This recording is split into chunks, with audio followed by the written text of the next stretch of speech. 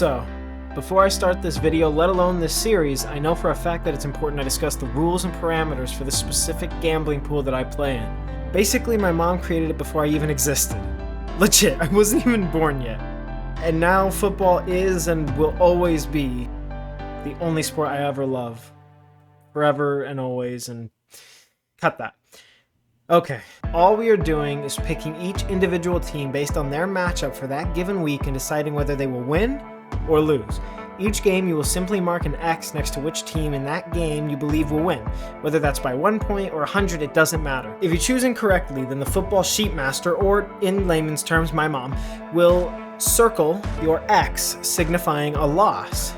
You will be automatically eliminated from that week's pool if it is mathematically impossible to catch up to the person currently in first place. Which means if you have all the exact same picks except for one game, it doesn't matter that week that you got all of them right except for one game that you lost. It's impossible to catch up even if you win out or only lose one game. Doesn't matter that some other week you lost 4 games and still managed to win the pool. Because some weeks are just different or more competitive/difficult, and it's bullshit, but so is life, so get over it and pick yourself up and try again, you fucking pussy. For each circle you have under your name column on your X's for every game you choose that week, for every game you chose that week, which is all of them except for typically the Thursday matchups unless a special set of circumstances apply for that specific week. Anyways, I know it can sound a hell of a lot more complex than it really is, but if you just watch, I'm sure you will understand and realize how fun and simple it is to not only enjoy football, but also make a little money off of it too. I've wasted enough of your time already. Let's hop right into this then, shall we? Anyways, you get the point. The X is the team you picked, and if that team lost, then it's circled, which represents one loss, and then you count them from the name column down, because it's all in a column going straight vertically down. So, just in case my explanation was a little too, I don't know, complicated for some, there it is, just simplified. If there's a circle, it's a bad thing. If it's only X's under your name, ding, ding, ding, ka-ching, you're probably in the gold, you're probably winning a lot. So let's get right into this. Can't wait to pick these ones. I'm cutting that last part out. Oh my god, how fucking cringe. Okay, here we go. So for the Thursday night matchup, we got the Cowboys at the Bucks, and that's how you read them. Cowboys at Bucks. You read the first team is the away team, and then you say at, and that's going to be the home team. So at Bucks, that's the easiest way to do it. That's the way it's written on the far left column. Okay, week 1, Thursday night. We're actually going to do the Thursday night game for week 1, but for the other weeks, unless it's, a special set of circumstances, like I said in the introduction, we are not going to be doing the Thursday night matchups, which is why this video will be uploaded most likely Wednesday, while the others will be most likely uploaded on Saturdays. So just giving you that clarification now in case you're confused about that and you wanted the Thursday night matchups as well. Only going to apply for week 1. Cowboys at the Buccaneers. I'm not going to waste your time here. The Cowboys are always the most overhyped, overrated team of the season, and the Buccaneers, defending Super Bowl champions, if I remember correctly. I hope I do. And they're just such a powerhouse. They brought back basically every single one of their players from the Super Bowl winning team. Dak Prescott is still a question mark for me personally. Even if he played, it wouldn't change my decision. We're going to go with the Bucs at home, beating the Cowboys. So I choose the Bucs for our first game of this series. Hopefully it's a long-standing one. The way this tradition has been in my family, I got to thank my mom for that. Her love of football definitely, it spread to me. And I guess you could use the word infected, but I view it as a positive thing. So, Buccaneers at home, week 1. This is hopefully the beginning of something brand new and absolutely beautiful and amazing and fun. Okay. Next matchup, we got the Jaguars at the Texans. Trevor Lawrence, Travis Etienne, their other first-round pick, the running back that played with Trevor Lawrence. I believe it was at Clemson, but I could be wrong. I think it's not Clemson. It can't be Clemson, is it? I don't know. Whatever. They play together. He's injured. James Robinson, they shouldn't have picked the running back anyways, Travis Etienne. Because James Robinson, especially for an undrafted guy, and I have him in fantasy football. Yes, I play fantasy football as well. Wow. Did phenomenal. Like, he had over a 1,000-yard campaign, I'm pretty sure. And he was an amazing rusher for them. So, in my heart, I believe the Texans, even though they're at home, I believe they're going to be the worst team this season. I think they will have the number 1 overall pick. for next season, and maybe they can get some sort of rebuild underway, because, you know, a fucking Eagles. But hey, you know what? You make fun of the Mitchell Trubisky pick. At least we didn't pick a guy that corners women and forces dick in their mouth, right? So, it's Jaguars. We're picking the Jaguars, if that wasn't clear. Alleged rapist. No, I'm not even gonna say that. That guy's fucking guilty, man. That guy's fucking guilty. I believe in evidence, but that guy, fuck that piece of shit, man. They even said it in the NFL 100. Off the field. You've heard it. You've heard it. Okay. That's enough talk about that. Chargers at Washington. Okay, so from the matchups I've seen already, which isn't all of them, I believe this is one of the most 50-50 difficult choices to make. And a lot of it's dependent on Washington's defense. It's elite. It really is. Washington, name redacted, has an amazing defense. It only improved with the first-round pick being a linebacker, Jamon Davis or David, something like that. But they add to it in the draft. It's already really good. I have nothing but faith and love for their head coach, especially as a Chicago Bears fan myself. But the Chargers with Justin Herbert, Justin Herbert, I have a gut feeling about him. I think the league's going to figure him out. I do. I know that's an unpopular opinion. I don't know. There's something in my heart and just this instinct telling me, be cautious, you know? Don't completely doubt him. He's proven he can do it. But the Chargers are still the Chargers, you guys. The offensive line is still very suspect. The defense, nothing to write home about. And the weapons on offense are pretty damn good. I will give you that. Keenan Allen. I think they lost Hunter Henry. I forget what tight end they replaced him with, but I don't know. I don't see Austin Eckler as a really good weapon as well, and he's an awesome guy. If you didn't hear about what he was doing for the people that drafted him in fantasy football, I was like, wow, this guy's sick. I'm not going to lie. I'm not a Chargers fan, but that guy's pretty cool. Anyways, sorry. Got a little starstruck. I'm going to go with Washington, which is a leap of faith in Ryan Fitzmagic, because Antonio Gibson's a good running back. You know, they got Terry McLaurin is the wide receiver 1. I have faith that Ryan Fitzmagic can quarterback a team to beat other teams that aren't playoff caliber, in my opinion. So I'm going to bet on Washington here. And you have to keep in mind, Washington is at home as well. Small part in my decision making, but it does matter. You know, home field advantage, you can say it's not real all you want. It really is. You know, when you're in that stadium, when you're playing, you know, with the helmet and pads on, it's a different feeling than when you're just watching on TV, drinking a beer, you know, kicking back, which, hey, I'm not making fun of you, but it is a different feeling. So we're going to go with Washington in this matchup. And, sorry it's taking me kind of a while here to mark it myself. It's really dark in my room, and the lights I have are like fairy bulbs or whatever, which just means they change colors, like blue, green, red, you know, stuff like that, purple, whatever. So it's not very good for actually seeing what I'm writing, but it is good for a beauty effect, if you will, on the room itself. Adds a splash of color. Very nice, very nice. So, Seahawks at the Colts. I have no fucking clue what's going on with the Colts. I don't know if Carson Wentz is going to play. Even if he does, I think he's extremely overrated, and I don't think he's ever been all that. And extremely injury prone. It does matter. You know, because if you're not available on the field, it doesn't matter what you can do on that field. If you can't even step foot on it, who cares how talented you are, you know? So, for me, I'm extremely thirsty. I'm sorry. I'm sure you can tell by my commentary style. It's horrible. But I'm going to go with the Seahawks here, you know. Let Russ cook. I think Russell Wilson can beat the Colts. The Colts have a good defense. They do. And I do like their running back. I had him in fantasy last year. What's his name? Jonathan Taylor?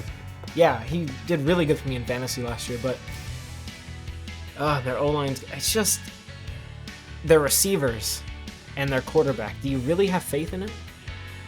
And then compare that to Russell Wilson, who's probably obviously a top 5 quarterback, I could argue, in the league. Top 5, and if not that, top 10, fair enough. But I just got to go with the Seahawks here. sometimes, hey, some of these picks, we're going to talk about them more. Some of them are just going to be more decisive, where it's like, okay, this team's obviously going to win. Let's go with them. Or, you know, here's a quick explanation. I don't want to just brush by it, but I don't want to take too long for each individual game as well. You know, matchups are fun to discuss, but we shouldn't take up too much time, is my point. So next up, we have the Jets. We have the Jets at the Panthers. Man, the Panthers have been drafting defense for 2 years straight now, and Sam Darnold looked damn good in that last preseason game. I'm not going to lie to you. He looked damn good. I got one of those Panthers receivers. I think it was DJ Moore. Yeah, I didn't get Robbie Anderson. I got DJ Moore on my fantasy team. I think the Panthers are going to surprise a lot of people this year. They're one of my surprise teams that people aren't going to be expecting, but you can't take them lightly. Most of their games they lost last season with Teddy Bridgewater quarterbacking them were one-score games. They were one-score games, you guys. They were in competitive games with teams that made the playoffs. This team, if Sam Darnold can obviously perform now that he's away from Adam Gase, the same way that Ryan Tannehill, the man I call Ryan Go-to-Hill, performs, away from Adam Gase, of course, then, you know, I think the Panthers are going to do a lot of great things with them. So, hey, good for them. The Jets are still the Jets. I'm not picking them. Panthers at home. Yes, please. Let's go with that. Next, we got the Vikings at the Bengals. That would be fun to choose the Bengals. So I can't really cheer for the Chicago Bears this year because they have really disgusted me, keeping Ted Phillips, Matt Nagy, Ryan Pace. Until they clean house truly, I can't cheer for the team I love and have always cheered for, and that's the team I've always loved. I can't cheer for them. So the 4 teams I'm cheering for are the Titans, the Bengals, the Jaguars, and the Bills. I think those teams are going to be really fun to watch. I got dark horses like the Broncos. Hey, no pun intended. But like the Broncos. And like I said earlier, the Panthers as well. I got those sneaky picks as well. But those are just some of the teams I'm cheering for this year. I'm kind of having fun with it. So there's not going to be any bias in my picking because I'm a free agent. I don't really have a home. I'm just picking based on genuinely, well, what team is most likely going to win, and if not, what team's going to have that special little extra magic juice in their system to pull off some sort of upset. Because it doesn't matter if you win in overtime by 1 point. You pick the right team that wins. That's all that matters. With this gambling pool, it's all that matters.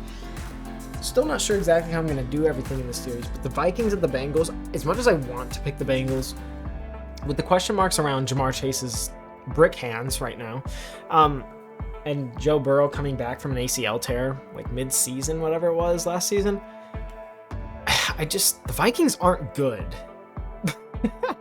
But neither are the Bengals. That's a kind of tough one for me. My heart, my bias is telling me to pick the Bengals, but I truly don't see them winning. I don't know what it is. Something is just telling me that in my brain that the Vikings are going to win. My mind is saying the Vikings are going to win this game. And you're not going to like it, but it's going to happen. So we're going to go with the Vikings. Next, we got the Cardinals at the Titans. I'm not going to make this one long. Ryan Go-to-Hill is off the COVID reserve list as of September 4th, which is yesterday at the time of recording this video. I have more than enough faith in him, A.J. Brown, and Derrick Henry, plus a solid O-line and a really talented head coach to beat a Cardinals team that kind of feels like posers other than Kyler Murray's ability to scramble and, you know, get a few deep throws in there, you know. Obviously, DeAndre Hopkins is a threat, and the Titans haven't done too much to improve that defense, although I did love them drafting Caleb Farley, who was my number 1 corner in the draft before his injury. So there's a lot to consider here. But the Titans at home, the Titans are such a good team, you guys. And the Cardinals have potential, but they're not quite at the Titans level yet. The Titans have made the playoffs, I believe, 2 years in a row now. They're just a scary team that the Titans are going to beat the Cardinals. And I think they're going to do it convincingly with the ground game, although Ryan Go-to-Hill will definitely have a few moments to shine in there. But we will see. That's a tough one for me, but I think the Titans at home, it's just obvious, you know? Like, there becomes a certain point where you're like, you know what, dude? Oh, fuck, excuse me. I need to take a breather. Hold up 1 second. I'm going to take a pause. Okay, I got a drink of water. I readjusted the way I'm sitting and where I'm holding my football sheet right now. I think I'll show it on the screen at least once so you guys see what I'm marking on and kind of the layout of it, but I'm not sure exactly how I'm going to edit or make this video just yet. I just know I'm really excited to pursue this new series idea. So, enough about the Titans. We've got the 49ers, the Lions. The Lions, come on, dude. We're picking the 49ers. I'm not going to waste your time. It's an obvious pick. Smart money's on the Niners. That's all I got to say. Steelers at the Bills. The Bills, Josh Allen is currently looking in MVP shape, and I've heard nothing but great things coming out of Bills camp from him. And the Bills have looked like one of the more balanced rosters in the entire league. The Steelers still have a lot of question marks for me. Can their guys on defense stay healthy when, honestly, just a few of them get injured? It seems like the whole defense falls apart. Najee Harris is just a rookie. Their offensive line didn't do a lot to fix that, even though you had retire and guys leaving you. You had a lot of negatives on that. Big Ben, you know, as my friends and I like to call him, Big Rape. That guy's arm, you know, the way he takes care of himself, it's not good. He's still got some of that ability and talent he had from his younger days, but he ain't that guy. He's not that guy. I promise you he's not that guy anymore. And I just don't see the Bills realistically losing to the Steelers when the Bills are at home. You know, I don't see that happening. We're going to go with the Bills here. Eagles at the Falcons. This would be a fun one to pick the Eagles for, but I love the Kyle Pitts selection by the Falcons in the draft. But looking at it from a different perspective, they got a new head coach who I think is going to be really healthy for this Falcons offense. I think they needed a new head coach in Atlanta for a little bit now, you know, ever since the season after that Super Bowl debacle, I would argue. And I just think Calvin Ridley, Matty Ice, Kyle Pitts is going to be a devastating combo with a pretty solid O-line and then, you know, some decent pieces at tight end. I would argue that the Falcons at home are the team with a pretty big advantage. I see the Eagles roster and I don't see a lot that I like. I really don't. You know, they're just one of those teams from the NFC least and you're like, you know, they might be the worst team in that division. And that's saying something. That's a scary thought. So I'm going to definitely go with the Falcons. Browns at the Chiefs. Oh, man, I'd love to pick the Browns in an upset. The Chiefs are at home, you guys. I don't know realistically if I can go against that. I'm going to just make this one short. I think the Browns definitely have a chance if they use Nick Chubb in the run game properly. Yeah, they could drain a lot of clock, score touchdowns on every possession, and realistically beat the Chiefs if they play their cards right. But let's be honest, when do the Browns do much right, you know? Do you trust Baker Mayfield to lead a comeback if the time comes? I know the Chiefs' secondary isn't all that, and their pass rush isn't anything to brag about, but I don't know. Something is just telling me Chiefs at home is it's a little too tough to overcome for a Browns team, which is still trying to find itself, even though what's his name? Stefanski, the head coach of the Browns, Stefanski or something. He's done a really good job of turning that offense into an elite performer on the field. So credit to him, but I think Andy Reid and the Chiefs got this one. We're going to go with the Chiefs at home. Next, we got the Packers at the Saints. This is tough for me. The Saints are weird for me. They were in such a cap hell. They lose their first ballot Hall of Fame quarterback. The Packers, you know, they still have Aaron Jones, Aaron Rodgers, their head coach, Matt LaFleur or whatever, the French guy, whatever. And what's their best receiver? Devontae Adams. Yeah, he's one of the better receivers in the league. And their defense, Jair Alexander, one of the best corners in the league. I don't know. I think the Packers are a powerhouse that just hasn't pieced it all together yet, so to speak. And as much as it hurts me to say that, the Saints starting famous Jameis. Yeah, I'll pass. I'm going to go with the Packers, even though the Saints are at home. You know, the Saints head coach has proven that he is a very good head coach in this league. I got to go with the Packers. Tell me that with full confidence you believe the Saints are beating the Packers this year. Week 1, before we know everything, you know? I can't do it. Got to go with the Packers. So we have Broncos at the Giants. I'll make this one short. The Broncos are starting Teddy Bridgewater, I believe. That's what I heard, at least, as of this moment. And the Giants have Daniel Jones, who had a dog shit, just horrible season last season. It was one of the most forgettable campaigns I've ever witnessed in my entire life, honestly. And I think I like Vic Fangio a lot better than I like Joe Judge as a head coach. And the Broncos only got better on defense, getting debatably the best corner in the class. What was it? Patrick Surtain the second, whatever. I don't know. I think the Broncos are here to play. They have weapons. Courtland Sutton might not be all the way there because of the hamstring or the torn ACL, which takes, to fix a torn ACL, they actually take like a part of your hamstring, I believe. And that actually makes you more prone to getting hamstring like type of injuries. So I believe in Jerry Jeudy, Noah Fant, and Teddy Bridgewater to find those guys a lot more than I believe in Daniel Jones finding a more inconsistent Kenny Golladay when it comes to health. On top of Daniel Jones' inconsistencies, plus the head coaching situation is just better for the Broncos in my opinion. And you're not going to change my, thoughts on that. So I got to go with the Broncos here. That might be the first one where I genuinely hear two teams' names that aren't okay, this is an obvious pick, that I'm pretty confident the Broncos are going to win. I'm really confident in my pick there. So next we have the Dolphins at the Patriots. The Patriots starting Mac Jones, you can go fuck yourselves with that one. I truly believe they should have started Cam Newton. I hated Cam Newton originally because he was such a narcissistic, showboat, sexist piece of shit. And then he kind of won my favor by working hard and kind of having that chip on his shoulder, which I never felt from him before, and really grinding his way back to the top and not complaining about getting paid less and working for Bill Belichick, who's a tough head coach to work for, man. He earned a lot of my respect that way, and I'm a sucker for a good redemption arc. I'm a sucker for a good atonement story. I love redemption, atonement, and all those things. So he really did win my favor in that way. I gotta say, Brian Flores has coached up a Dolphins defense where I don't know a lot of the players' names except for the fun one, which is Andrew Van Ginkel, which is, yes, Andrew Van Ginkel. You always got a higher pitch on the Ginkel part. His defensive scheme's really impressive, learning under Bill Belichick. Bill Belichick, a defensive-minded head coach, it makes sense to me that Brian Flores would pick up some of those defensive tendencies where it's okay, I'm taking away your best weapon, beat me without him, bitch.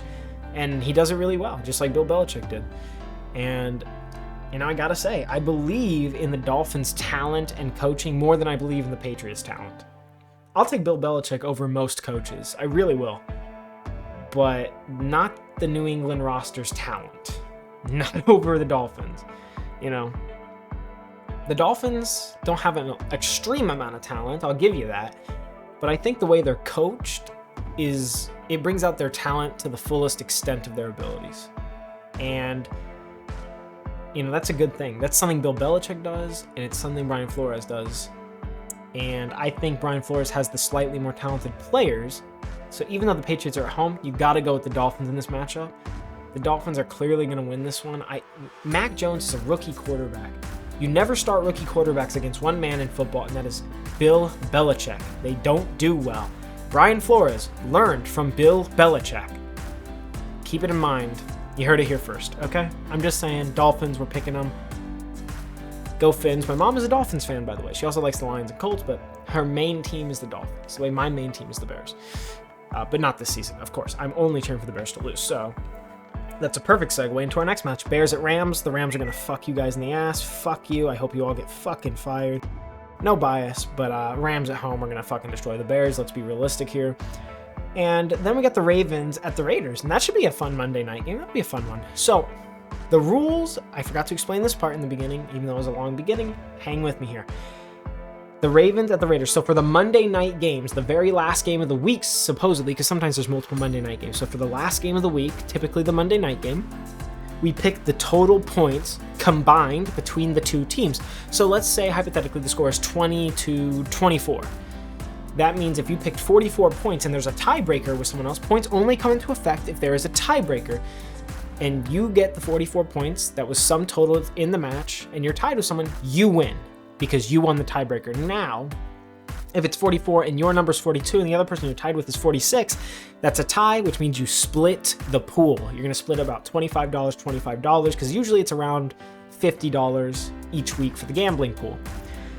And like I said, new series, but I probably will have the amount of games I've won and lost, or maybe I'll word it differently, and the amount of football pools I have won, and maybe total money accumulated, something like that, something fun and intelligent and stuff, and we'll figure it out. It depends. You know, I could get every single pick wrong, and as embarrassing as that would be, I'm still going to post it. I'm going to upload it. I'm going to do the series, because you got to learn from your mistakes. So like I said, or I should have said at the beginning, don't just listen to my personal opinion and then pick the same team as me and be like, well, you lost me the matchup. Hear my opinion, hear what I'm saying, and then do a little bit of research yourself and find what the best choice for you is, because we're going to have differences in opinions. Maybe you believe earlier that the Colts at home are going to destroy the Seahawks, and you know Carson Wentz is going to play and you have faith in him. Pick the Colts. And if you're right, that's great. No need to be an asshole, no need to be toxic, no need to be a bitch. I can genuinely look you in the eyes, shake your hand, and say, good job, man. You got one. You know, you caught one of my mistakes, or you picked better than me. And we'll move on. I'll learn from the experience and the mistakes, and I'll become better, you know, trying to be the best possible version of myself. That's all it means to be a man. Stand up for what you believe in and try your hardest to become the best possible version of yourself. You don't need to do anything more than that. Even if the odds are insurmountable, even if the obstacle in front of you, you're going to get beat up, you're going to get destroyed, you're like, this guy's bigger, taller, stronger, he's everything better than me. If you stand up to him, you're more of a man than he will ever be, because that's all it means to be a man. You know? It's just about standing up for what you believe in, standing up for the people you care about, and standing up for yourself.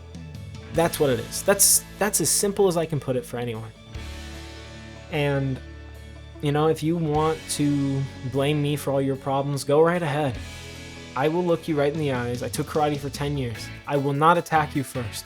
I will never attack anyone first, but I will defend myself. And I believe the same with words. I will never try to purposefully belittle anyone first, but I will defend myself or the people I care about. I will attack you if you attack me or someone I care about and love first. And that's just what I believe it means to be a man. You know, everyone has their own definitions for that, but you know, if you can do that, even if you lose, even if you get beat to hell, you know, I'll shake your hand and tell you that you're a bigger man than that dude can ever dream to be. He can't even touch you. You know, it's just little stuff like that. Sorry, I'm getting a little emotional picking football games, but you know, it's we're humans. You know, just because you're a guy doesn't mean you can't talk about your emotions and shit. And if you believe you can't, you know, fine, live your life the way you want to, but you'll feel a lot better if you just stop caring what other people think. You really will. You know, that book, I believe it's an Eastern philosophy. I'm a huge philosophical nerd, philosophy buff. The Art of Not Giving a Fuck.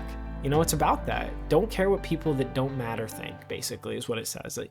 And I'm horribly paraphrasing here, but basically just, if it's a random person at the store or at an event, and they're like, oh, you're so dumb, you're so lame, oh my god, you look so bad, it's like, cool. And then you move on, you know, because you don't care. They're irrelevant to you. Their opinion doesn't matter. But if, like, your girlfriend or your mom or someone you love, right, they say something, you're like, okay, well, let's have a discussion about this. And you talk about it.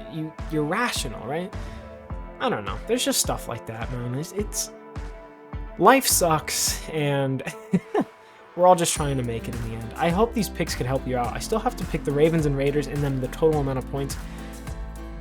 So Raiders are at home, but I am going to go ahead and pick the Ravens. I believe they are going to have Lamar Jackson playing, even though I believe he's a running back that can throw the ball. That's what I like to call him, at least. I don't think the Raiders are doing a lot of right things. You know, getting Kenyon Drake in free agency. Josh Jacobs is really talented. That was so dumb, in my opinion. I don't understand it. Get an elite pass rusher. What are you doing, you know? Get a guy to cover in your secondary that isn't total dog shit. Improve your defense and improve the offensive line a little after you guys have taken a hit there. I just don't understand it, personally. Why are you getting another running back to run behind a mediocre O-line? Doesn't make any sense to me. I think the Ravens are on the right track, trying to get weapons for their quarterback of the future, presumably. Anything can happen, so I have to say presumably, but, most likely quarterback of the future. So I'm going to go with the Ravens. And I'll even tell you how many points I think each individual team is going to score, even though you don't have to do that. You just have to say the total amount of points you believe on this football sheet. So I think the Ravens are going to get over 20, while I think the Raiders will have 17. So I'm going to say realistically the Ravens have 24, 3 touchdowns and a field goal, and the Raiders get 17, 2 touchdowns and a field goal. So a close game, but I think that the Ravens walk away with victory, And now I got to do the math. Here's the shitty part. Here's the shittiest part about football, guys. You got to do the math, right? So if the Ravens get 24 and the Raiders get 17, did I say Raiders twice? Ravens 24, Raiders 17. That would be, I believe, 41 points, right? 41. Okay, 41 total points. So I have written it down. Now I have to turn this football sheet in to the football sheet master, my mom. And that's that. That's the first ever video of this in the books. Maybe it'll be forgotten in the archive. Maybe it'll become a tradition on the channel. Who knows? I hope for the best, but YouTube algorithm, I'll try my best with editing. I try my best with entertaining. I try my best with informative. At the end of the day, there's a lot of luck involved, and, a lot of times the bad people win. And the world's not very fair to the good people, but, we got to try. We can't let that stop us. You got to keep trying. You got to get up again. You got to keep fighting. So I hope you enjoyed that little friendly PSA, that little positive message, and I hope you guys enjoyed. So I'm going to try and get this edited and stuff. I'm done recording, and I hope I did a good job of explaining the rules and keeping you entertained and informed on what's happening, and just doing a good job of giving you my opinions for each individual matchup as well. So yeah, I will have to get busy with editing this over the next few days. Wish me the best of luck. I love you guys. Anyways, that's going to be it for this video. Hope you enjoyed. Guys, remember, there's nothing wrong with crying. And I will see you guys... Wait, what? I said guys twice. And I will see you attack helicopters later. Nice non-political ending there. Good job, Jackson. Very good job.